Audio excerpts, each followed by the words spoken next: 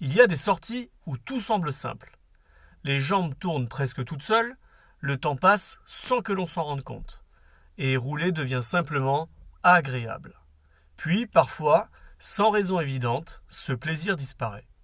Le même vélo, le même parcours, la même condition physique, et pourtant, quelque chose a changé. Pourquoi certaines sorties nous nourrissent profondément alors que d'autres deviennent difficiles? Cyclolab.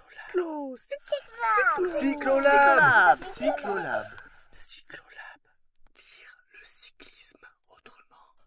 Cyclolab est un espace dédié à la compréhension du corps du cycliste. Ici, on explore le geste, les sensations, la fatigue, le plaisir de rouler et la performance lorsqu'elle s'inscrit dans un équilibre durable. Cyclolab est né d'un travail de recherche, d'analyse et d'expérimentation mené par des kinésithérapeutes spécialisés dans le cyclisme en lien avec les connaissances scientifiques du mouvement et l'expérience du terrain.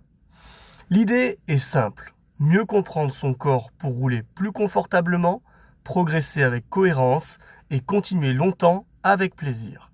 Prenons maintenant le temps de lire ensemble le cyclisme autrement. Aujourd'hui, dans Cyclolab, nous allons explorer une question simple. Pourquoi le plaisir disparaît parfois à vélo? Le plaisir n'est pas seulement la performance. On associe souvent le plaisir à la performance. Rouler vite, plus longtemps, se sentir plus fort. Pourtant, beaucoup de cyclistes vivent l'inverse. Leur niveau progresse, mais le plaisir diminue. Le plaisir apparaît rarement uniquement après l'effort. Il apparaît surtout lorsque ce que l'on fait correspond à ce dont notre corps et notre esprit ont besoin à cet instant. Ou plus simplement, le plaisir apparaît lorsque l'on répond à nos besoins personnels profonds. Le rôle du cerveau. Dans le cerveau, une molécule joue un rôle central dans la motivation, la dopamine. Elle intervient dans ce que les chercheurs appellent la prédiction de récompense. Autrement dit, le cerveau libère de la dopamine lorsque nous anticipons une expérience positive. Le plaisir commence donc souvent avant même de pédaler.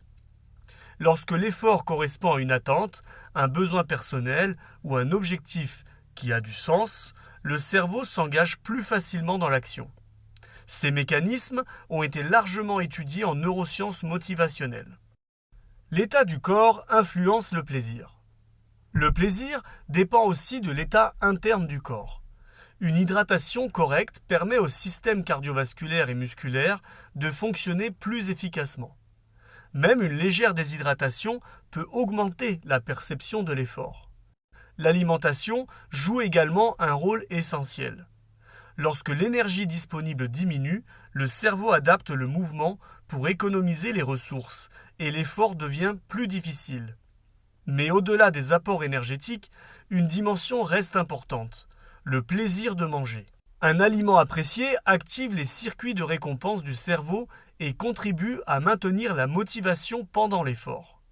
Dans la logique Cyclolab, l'objectif n'est pas une alimentation parfaite, mais une alimentation qui soutient le corps, tout en restant agréable.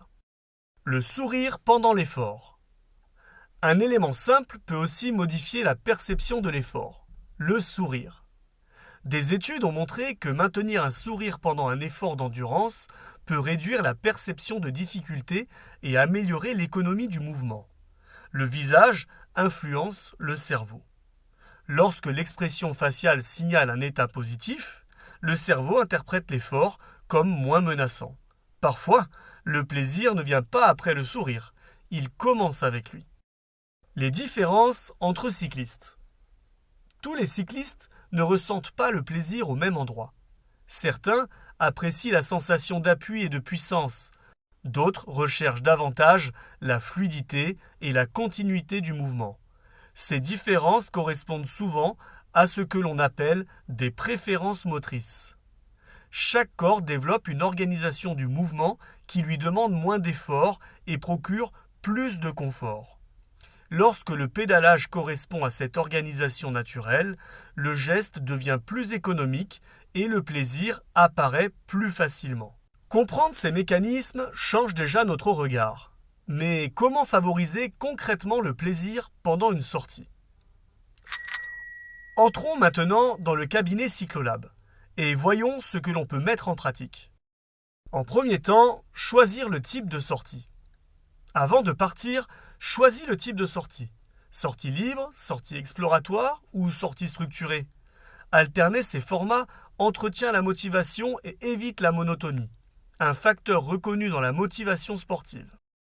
Dans un deuxième temps, définir une intention. Avant de rouler, formule une intention simple. Par exemple, rouler pour respirer, explorer un parcours ou retrouver de la fluidité ou de la puissance. Les objectifs autodéterminés renforcent l'engagement dans l'activité.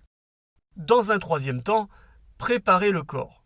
Hydrate-toi, prends une alimentation adaptée et agréable.